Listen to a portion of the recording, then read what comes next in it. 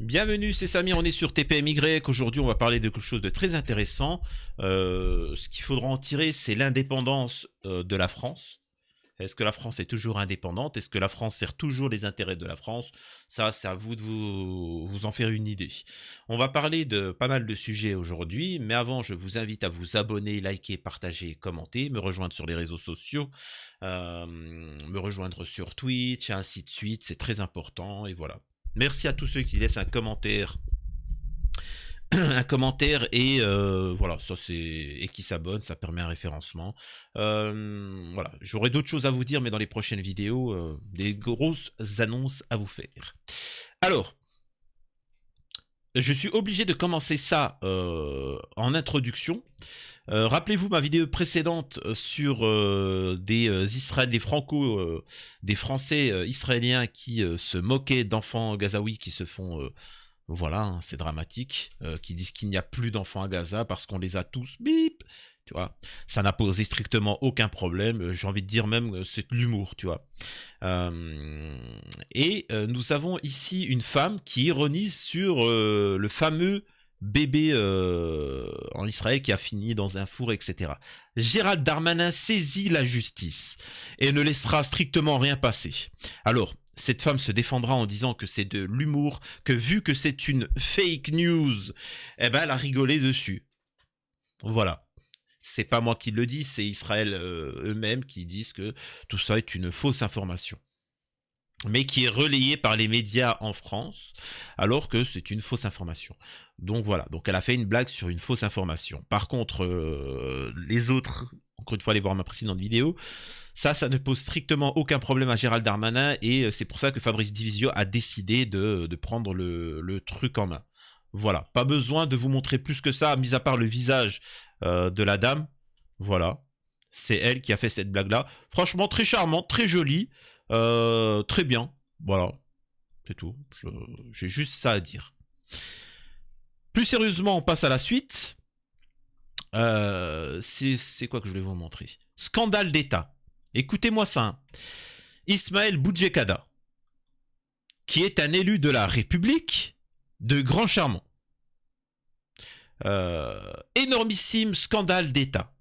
Dans le groupe de terreaux préparant des exactions contre des citoyens pro-palestiniens, mais également mouillés dans du trafic d'armes et avouant être à l'origine des tags antisémites, l'un des membres est, je vous le donne en mille, membre du ministère de l'Intérieur, et plus précisément de la direction centrale de la police des airs et des frontières.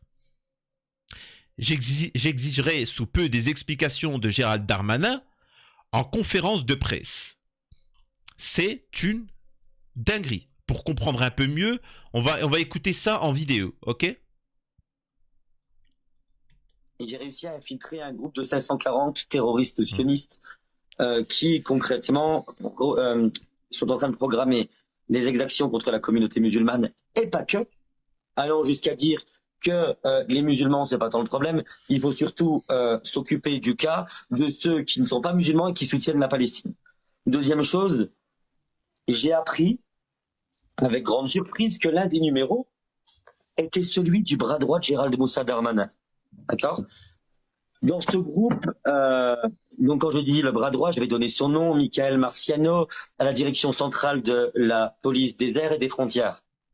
Qui a dit à ces gens qui font du trafic d'armes et qui en sont fiers, revendiquant le fait qu'ils étaient prêts à ouvrir une armurerie, il était là en train de leur dire dans le groupe. Donc, qu'on comprenne bien, il y a un groupe, ils sont en train d'échanger, ils sont en train d'appeler à faire des actes terreaux en France. Voilà. Et de cibler plus spécifiquement, même pas les musulmans, hein, même pas les pro-palestiniens, mais les non-musulmans qui soutiennent pour essayer de créer la terreur auprès du français pour qu'il n'y ait strictement plus aucun soutien. Ce qui est fou, hein, parce que ça n'existe que en France. Malgré qu'il y a eu des drames aux États-Unis, il faut savoir qu'il y a des enfants, il y a eu des enfants, hein, et c'est pas des fausses agressions ou je sais pas quoi. Hein. Tu vois, il y a des enfants qui sont morts aux États-Unis parce que des radicaux sionistes ont attaqué des enfants sous prétexte que c'était des Palestiniens et ainsi de suite. Ça, on n'en parle pas d'ailleurs. Hein. Bref. Et donc, Et il explique que dans ces échanges-là, nous avons un individu qui se présente comme être un proche de Darmanin, le bras droit de Darmanin, l'une des plus hautes figures de la sécurité en France, et vous dit à ces terreaux, pas de souci, vous inquiétez pas, je vais vous faire passer si vous ramenez des armes et des choses comme ça. C'est ce qui est dit en substance par cet élu de la République. Je vous laisse écouter la suite. C'était quoi exactement? Si vous avez le moindre problème à Charles de Gaulle, donc l'aéroport, vous contactez-moi sur ce numéro, sa ligne personnelle. Le type est le bras droit du ministre de l'Intérieur. Il leur écrit depuis un numéro israélien. Il leur donne son numéro français et demande en cas de problème à Charles de Gaulle de l'appeler. Pire que ça, enfin c'est pas pire, c'est de même gravité. Vous avez des messages concernant les fameux tags antisémites. Mais ces tags antisémites, ils ont été commandés par les sionistes eux-mêmes. Et donc, je vous montrerai après des messages, des sionistes qui disent il faut se bouger, il faut recouvrir les bâtiments, les commerces d'étoiles de David. Ça, pour moi, c'est pas aussi grave. Je vous mens pas que enfin, pour moi, c'est pas aussi grave. Dans le sens où c'est de la guerre de communication. Certains sont experts dans ce domaine-là. On appelle ça, alors vous, on appelle ça, nous, la chouinerie, tu vois. C'est-à-dire que c'est comme j'avais dit ça à Myriam Palomba. Il n'y a pas de souci, Myriam Palomba, que tu ne considères pas comme des êtres humains, le reste de l'humanité, et que tu as une sorte de tribalisme. Mais est-ce que tu peux au moins laisser au reste des gens le rôle, au moins le rôle de victime? Je veux bien que tu décides par tribalisme pour ta tribu de génocider tout le reste de l'humanité, mais laisse le reste de l'humanité se considérer comme victime. Ça, non, elles ne peuvent pas le concevoir. Donc moi, je m'en fous, moi. Ça, c'est juste de la... C'est médiatique. Maintenant, moi, ce qui est gravissime, c'est qu'en France, nous avons le ministère de l'Intérieur qui participe techniquement, en tout cas c'est ce que dit, hein, c'est pour ça que je vous dis, les propos de cet élu-là sont d'une extrême gravité. Alors soit il dit des bêtises et il n'a aucun élément et il va tomber, ou soit c'est une vérité, et là c'est l'un des plus gros scandales en France. Nous avons le ministère de l'Intérieur qui organise, qui délibérément laisse des attaques faites contre des citoyens français. On va suivre cette affaire-là. N'hésitez pas, moi, à me transmettre l'actualité concernant cette affaire-là, parce que soit ce Boudiekada, cet élu de la République, est un menteur, soit il a des preuves, et c'est gravissime. Moi, je suis lui, je vous dis tout de suite. Est-ce que je l'avais... Par exemple, c'est comme avec l'affaire Pierre Palmade, le gars qui avait la vidéo où Palmade disait qu'il pouvait se fournir en enfant, etc. Et il m'avait contacté. Je lui avais dit, balance tout de suite les dossiers. Il n'a pas voulu. Il est parti à la police pour transmettre. La police, ils ont pris, ils ont tout effacé. Et le mec, il a fini en tôle. Il m'a écrit un message avant. Ouais, je vais aller en tôle. Ouais, mais bon. Il avait été à TPMP. Il avait enregistré un truc sur TPMP qui a jamais été diffusé. Là, moi, je conseille à Boudiekata de tout sortir les dossiers. Parce qu'ils vont tout récupérer. Ils vont lui tomber dessus. Ça va être une dinguerie. Donc là, on a vraiment une affaire d'État qui est horrible si elle s'avère véridique. À suivre. Et nous avons également une autre actualité, c'est un mini... Alors je vais vous lire. C'est de la folie. Hein. Le bureau du Premier ministre Benjamin Netanyahou a promptement réagi à cette déclaration d'un ministre ultranationaliste, dénonçant ces déclarations déconnectées de la réalité. Un ministre ultranationaliste israélien a estimé dimanche que recourir à la bombe nucléaire contre la bande de Gaza, dans la guerre en cours contre le mouvement palestinien Hamas, était une option. Le ministre de l'héritage israélien, Amichai Eliyahu, a affirmé dans une interview à une radio qu'il n'était pas entièrement satisfait de l'ampleur des représailles israéliennes dans le territoire palestinien, après l'attaque meurtrière menée par le Hamas sur le sol israélien le 7 octobre. Au journaliste qui lui demandait à la lumière de ses propos si la solution sera à ses yeux de larguer une sorte de bombe nucléaire sur toute la bande de Gaza et la raser et tuer tout le monde, le ministre a répondu c'est une option. C'est de la folie, quoi. C'est de la folie. Et moi, je vous le dis, imaginez-vous si Poutine avait dit la même chose sur l'Ukraine. Imaginez-vous, il avait dit les mêmes propos. La folie que ça représenterait, les gros titres, ainsi de suite, etc. Et pourquoi on n'en parle pas dans les médias français? Pourquoi on ne dénonce pas ces extrémités? On parle pas, parce qu'il n'y a pas, en Gaza, c'est une petite bande où il y a 2 millions d'habitants, 2,5 millions. Il n'y a pas d'armée. Vous voyez ce que je veux dire? Il n'y a pas d'armée, il n'y a même pas d'infrastructure, c'est pathétique, il n'y a rien, c'est un camp à ciel ouvert. Et pourtant, on te parle d'utiliser la bombe nucléaire. Quand je vous dis que l'armée d'Israël est terriblement faible, mais terriblement faible, ils sont en panique parce que l'Occident est en train de s'effondrer, et si le tuteur occidental s'effondre, avec ce qui se passe en Russie, etc., ils n'auront plus de soutien. Il faut savoir que l'Occident fournit des milliards et des milliards aux citoyens israéliens, et ils ont une sorte de RSA big, supérieur. C'est pour ça d'ailleurs qu'ils vont vous le priver, parce que ça commence à coûter cher, tu vois. Donc quitte à choisir, on va vous l'enlever à vous. Et parce que j'aime bien, il y en a beaucoup qui ramènent des informations comme quoi qu'on donnerait des millions à Gaza. Ouais, si tu veux, hein, mais il y a des milliards qui partent pour Israël. Donc, ça, c'est une chose, hein, avec vos impôts. Ah, vous ne le saviez pas? Ah bah, écoute, je te dis, il y a beaucoup de choses que tu sais pas, tu vois. Si tu savais, hein, la France est un pays riche et pourtant vous êtes tous pauvres. À votre avis, posez-vous des questions. Posez-vous des questions pour comment. Ça s'est fait petit à petit, c'est normal. Bref. Et encore une fois, ça, ils en parleront pas sur TPMP. Et j'aimerais revenir aussi sur Enrico Macias. Enrico Macias qui a dit des dingueries, et sur TPMP, ils l'ont défendu. Regardez ce que dit Enrico Macias. Il persiste et il signe. On a pu voir sur TPMP qu'ils ont soutenu Enrico Macias, qui disait il faut tous les dégommer physiquement. Normalement, ça, c'est une condamnation. Hein. C'est gravissime, hein, ce qu'il vient de dire. Et sur TPMP, vous avez expliqué que oui, mais il a parlé avec le cœur, et puis de toute façon dans un sens, etc. Par contre, un humoriste français de souche qui fait une blague sur Netanyahou, il risque la prison à perpétuité. Et t'as des Français qui sont là à me dire « Ouais, mais la France patriotique, catholique, arrêtez !» Baisse la tête. Tu baisses la tête toute la journée devant toutes les autres communautés. Ne viens pas devant moi sur ma chaîne en m'écrivant en commentaire « Je suis fier d'être... » T'es rien du tout. T'es rien du tout. Toute ta vie, t'as baissé la tête, tu vas continuer à baisser la tête. Viens pas me parler d'immigration avec moi. Viens pas me parler de je sais pas quoi. Tu baisses la tête. T'as aucun avis à faire. Tu vois.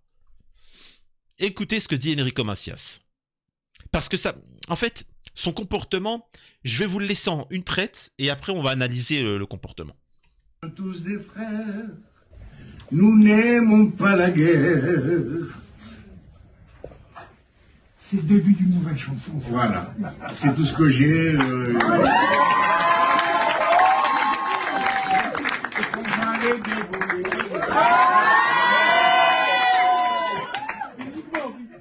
va les dégommer.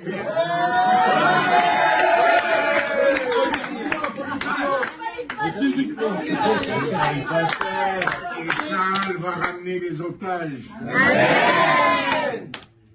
Et on va les... Voilà, exactement. Alors, vous entendrez beaucoup de ces gens-là, comme Enrico Macias, qui ont été expulsés de l'Algérie. Enfin, c'est pas qu'ils ont été expulsés, c'est que l'Algérie n'a pas pu les attraper en temps et en heure, et pour qu'ils payent leurs crimes. Et ils viennent te dire que c'est de l'antisémitisme ou je sais pas quoi, alors que c'est des gens qui ont fait des carnages. Hein. Il y a des familles entières qui ont été décimées par ces gens-là. Et ces gens-là, c'est comme Hanouna. Et je sais que c'est un peu compliqué. Alors, les catholiques, les athées, toutes les communautés vont comprendre, mais là, c'est un peu compliqué pour les personnes d'origine maghrébine et musulmane, parce qu'ils sont toujours un peu... ce qu'il faut comprendre, c'est que c'est pas quand on vous dit quelque chose, ce n'est pas forcément la vérité. Regardez ce qu'il vous dit, le discours qu'il tient. Tous des frères, nous n'aimons pas la guerre. C'est le début d'une nouvelle chanson. Voilà, c'est tout ce que j'ai. Donc vous voyez bien que là, il vous explique qu'il n'aime pas la guerre, nous sommes tous des frères, et que tout le monde applaudit, et c'est bien, etc. Alors, T'as des gens. Alors, encore une fois, je répète que la majeure partie des communautés arrivent à comprendre le double langage. Ils ne sont pas naïfs. Mais là, je m'adresse vraiment à la communauté musulmane maghrébine. C'est-à-dire que quand on vous dit quelque chose, c'est pas forcément véridique. Il faut voir l'effet derrière, les propos, ainsi de suite. Quand vous voyez Cyril Hanouna vous dire que il a toujours soutenu la communauté maghrébine, c'était un mensonge. Quand moi, depuis 2 ans, je dénonce le danger qu'était PMP et Cyril Hanouna, et que vous me traitiez vous me rendiez kafir, vous me traitiez de jaloux d'Hanouna, etc. Heureusement qu'il y a eu la communauté catholique, les athées, toutes les autres communautés qui m'ont soutenu, et qui a fait que j'ai eu une visibilité. Alors, il y en a, ils aiment pas, hein. Sachez qu'en commentaire, vous le voyez, ouais, mais tu nous envoies un peu trop sur la gueule, machin, etc. Assumez. Assumez. C'est pas les catholiques qui ont monté Hanouna en haut de l'affiche. C'est pas la communauté juive. C'est pas les athées. C'est vous. D'ailleurs, maintenant, je vois que beaucoup de fans d'Hanouna, de soutien d'Hanouna, de proches d'Hanouna, critiquent TPMP. Et devinez qui va leur donner de la force à ces gens-là? La communauté musulmane maghrébine. Ils savent même pas que là, ils sont déjà dans un piège. Ils sont dans le piège de demain. Alors que là, ils vont vers les mecs qui ont travaillé avec Hanouna, qui ont toujours dit du bien d'Hanouna, mais maintenant qu'ils commencent à leur tomber dessus, pas de souci. Moi, je reste avec les gens qui m'ont toujours soutenu depuis des années. Pour ça, les gens, je me désabonne-toi, t'inquiète pas. Dans 3 ans, tu viendras dire « Eh, t'avais raison !» Oui, ça m'intéresse pas. Je veux pas, moi, je veux des gens fidèles. Donc, regardez, il appelle à la paix, etc., et ainsi de suite. Regardez le changement. Là, il sort en disant on va les dégommer. Et regardez le comportement de tout le monde.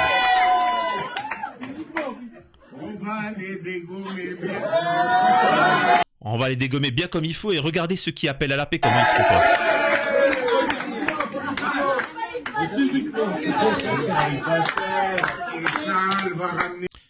Et le plus important, ce n'est pas les propos. C'est sa bouche. Regardez, je veux que vous vous focalisiez sur la bouche d'Enrico Macias, et c'est là où on voit quand quelqu'un a une haine viscérale et que cet homme-là a déjà commis l'irréparable.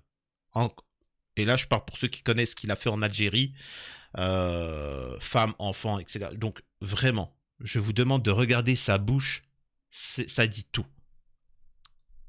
Bon, écoutez les propos, mais écoutez sa bouche. Enfin, regardez sa bouche. Les otages. Et on va les...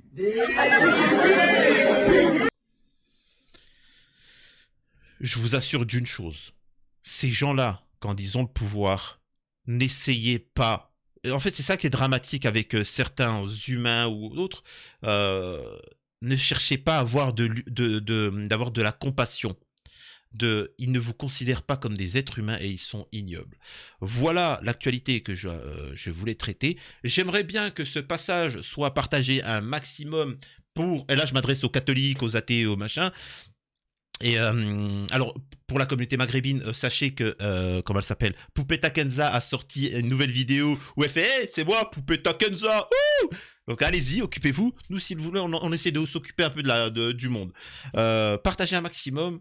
Que ça fasse le buzz, et voilà, vous pensez bien que sur TPMP ils vont pas parler de ça. On est bien d'accord que ce qu'il vient de dire c'est gravissime.